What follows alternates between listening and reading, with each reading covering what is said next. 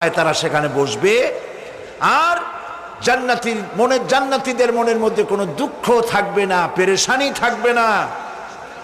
পৃথিবীতে মানুষের দুঃখ থাকে, পেরেশানি থাকে, সেখানে কোনো দুঃখ আর পেরেশানি থাকবে না।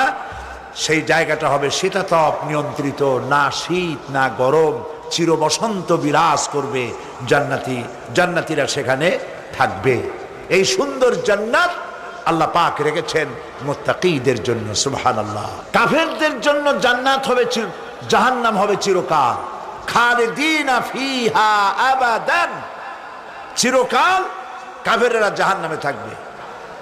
সর্বশেষ যে ব্যক্তি জাহান্নাম থেকে মুক্তি লাভ করবে